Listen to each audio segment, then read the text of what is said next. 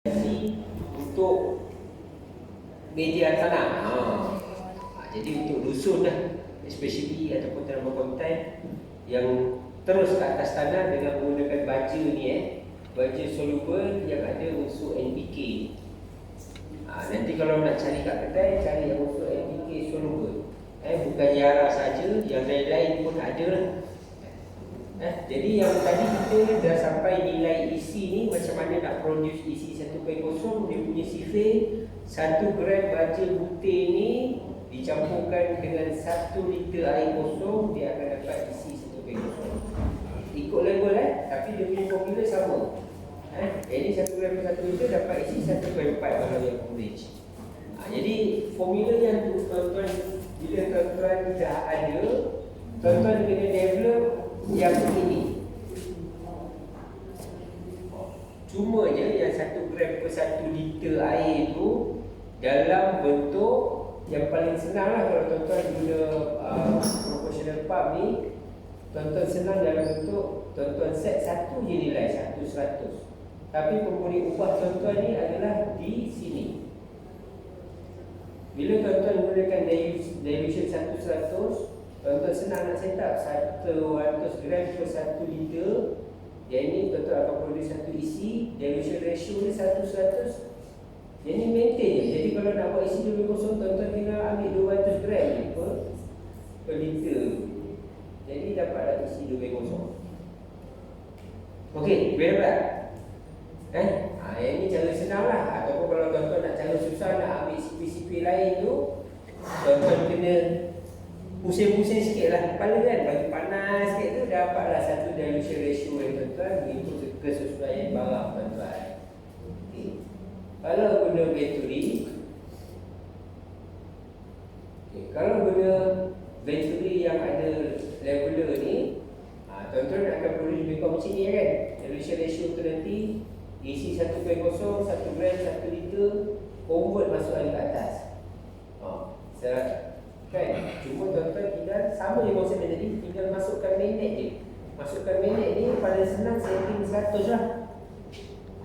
Pada saya senang setting 100, tapi nanti kalau sistem tuan-tuan tu 250, gandakan lah.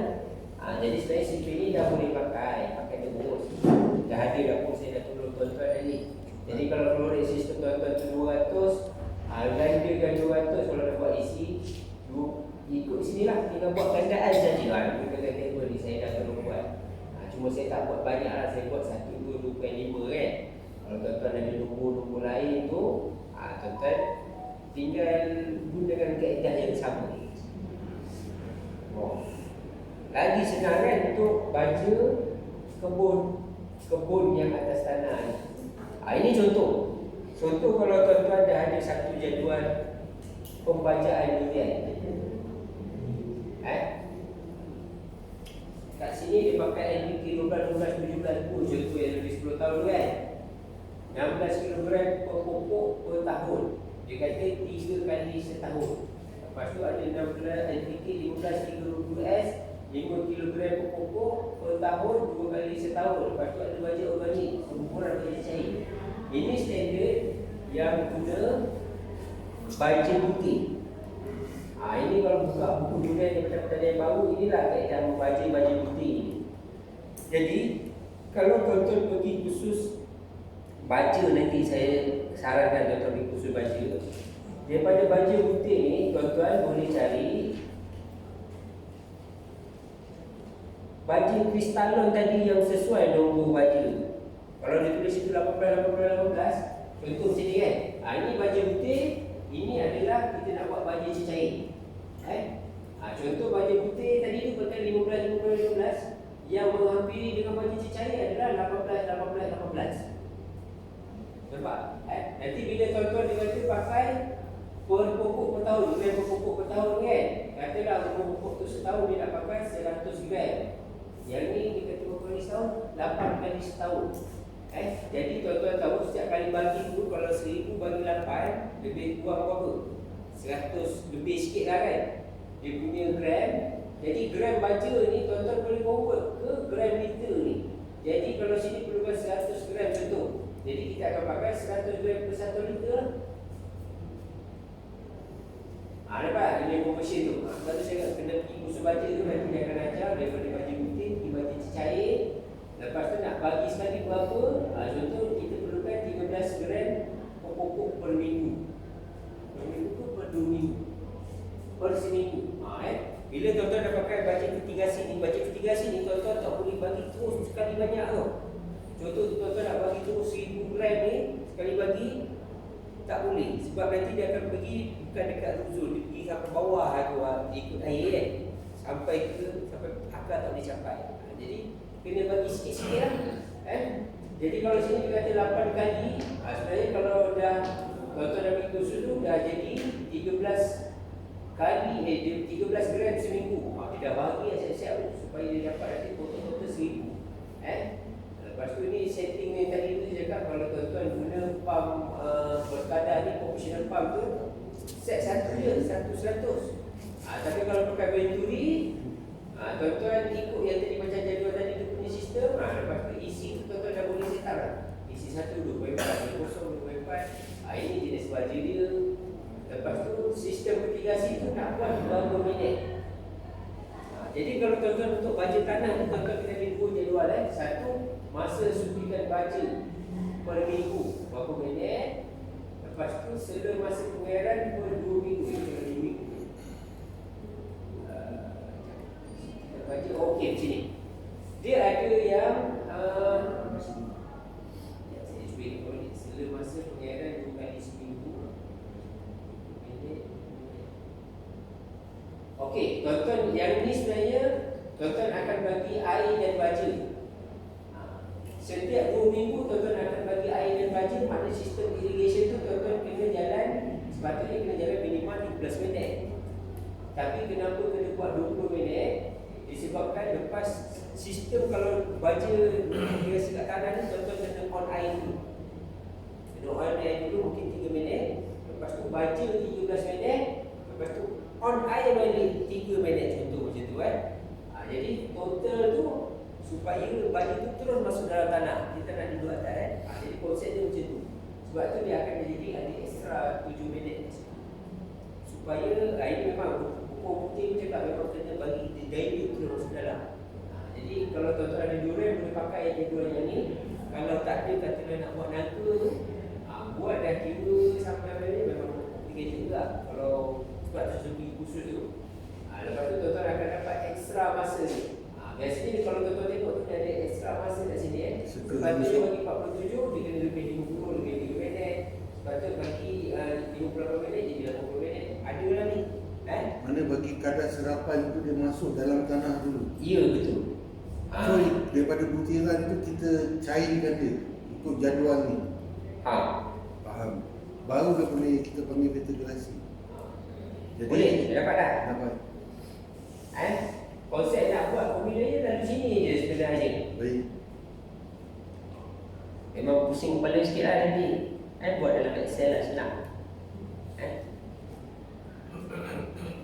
Saya macam pendek pula masa ni. Habis pukul 12 kan pukul 1 kan? Pukul 1:30.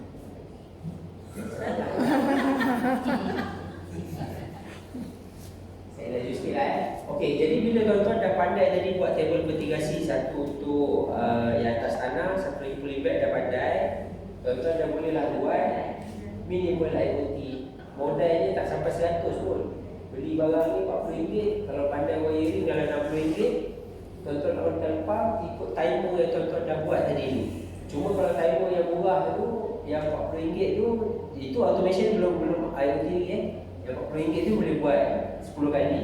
Kalau tuan-tuan beli yang IoT punya timer ni, tak silap saya dia boleh buat 4 kali saja sebab dia murah 4 kali saja sehari. Jadi tuan-tuan kena tukar schedule tuan-tuan tu daripada 44 tadi tu jadi 4 kali kalau tak beli yang mahal sikit, ada dekat 1000 lebih sikit, itu boleh sampai 200 kali Kalau saya nak pakai yang soket soket timer tu banyak kali boleh guna. Itu maksimum 20 ke 15 ke 10. Kalau saya join dengan solenoid buat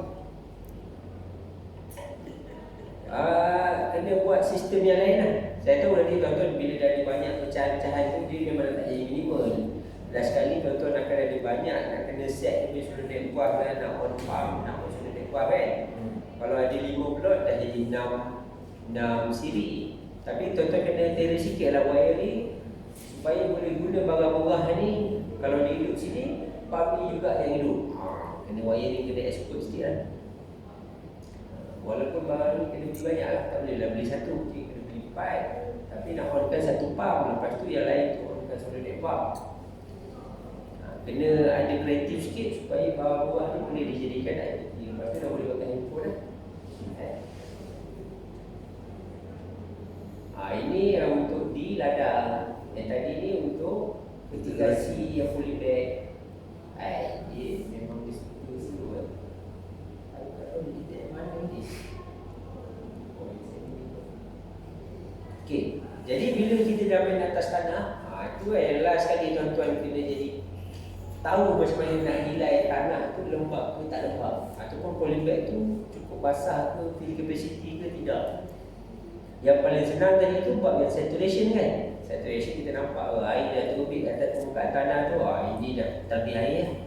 Especially lepas hujan tu terlebih air tapi kalau ikut formula yang ada kat sini, nampak amat sedapnya formula pula kan. Ni konsep macam mana orang buat kat lab. Kat lab ni dia ada 2 kaedah lah. Ada kaedah utama yang orang nak tahu motion, nak kira motion contact. Satu dia kata melalui kira berat. Jadi tanah basah tu, lepas tu dibakar ke dalam oven, dia dapat beza berat ni. Dia kata beza berat tu adalah air.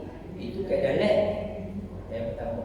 Yang kedua, benda yang sama juga. Dia kata tanah basah ni dia ambil, tapi dia kira dia punya volume. Maknanya dia ada isi padu lah, maknanya dia control size dia. Lepas tu dia keringkan dan dia kira kurang ni bagilah dia volume air yang tadi kurang kan, yang ni ada yang basah atau yang kering. Lepas tu bagi dengan volume yang spesifik tadi tu, buat volume ni dapat air tu. Maknanya dia dapat berat air. Tapi kalau dunia nyata macam mana kita nak buat? Macam mana kita nak estimate air yang ada di dalam kita punya, katalah polybag. Kalau polybag, satu dia punya, yelah kita bukan nak jadi researcher yang nak tepat sangat. Kita nak tahu cukup tak cukup saja kan, subjektif je kan. Jadi macam mana tuan-tuan nak buat kalau polybag ni? Kalau polybag, tuan-tuan guna cara yang pertama, dengan timbang berat je saja. Tapi timbang berat, tuan-tuan kena pastikan tuan-tuan tahulah berat tu pada kondisi apa, fill capacity ke, condition saturation ke, baru tuan-tuan nampak beza dia. Jadi kalau yang biasa dia orang buat, dia ambil polybag tu punya kopi tu, dia isi penuh, lepas tu dia keringkan. Dia dah ambil, dia letak kat tulang kan, dia keringkan mungkin 3 jam 4 jam, dia timbang berat. Lepas tu dia test, masukkan air 100 gram, dia timbang lagi. Tapi sebenarnya kalau air tu tuan-tuan dah tahu dah, kalau berat ni kering tu berapa, katalah dalam polybag tu berat kering dia 5 kilo. Sebab air ni 100 gram bersamaan 100 gram lah, 100 ml bersamaan 1 gram, 100 gram. Jadi tuan-tuan boleh agak lah, okay, kalau cuma tuan-tuan kena kira condition tu, tuan-tuan nak tahu dia fill capacity tu, barulah tuan-tuan belajar yang ni. Tapi ini tanah lah.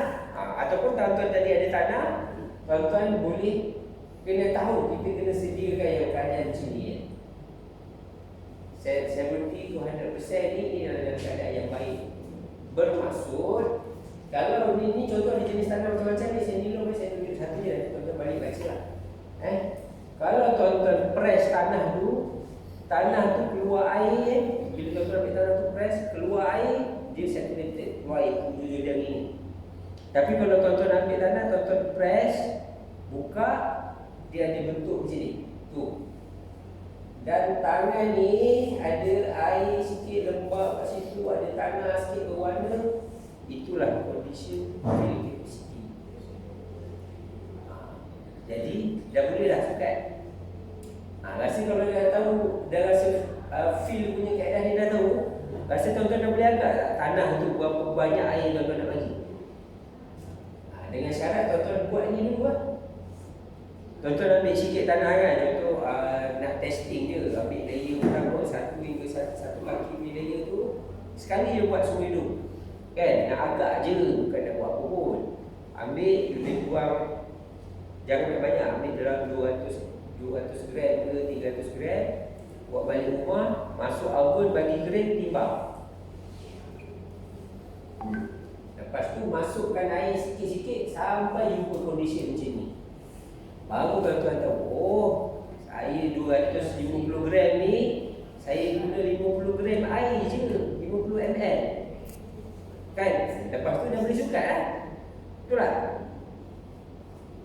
Saya bagi tips lah nanti yang selebihnya tuan-tuan buat lah. Itu atas tanah Kalau dalam polybag tu macam tadi lah, lagi senang. Cuma dalam polybag tu konsep dia yang sama. Kalau kokopit tu, kalau tuan-tuan merah, dia keluar kat tangan ni, meleleh-leleh kat tangan ni, itu saturated.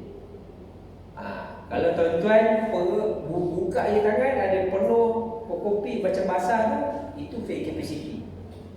Jadi timbanglah dia punya berat.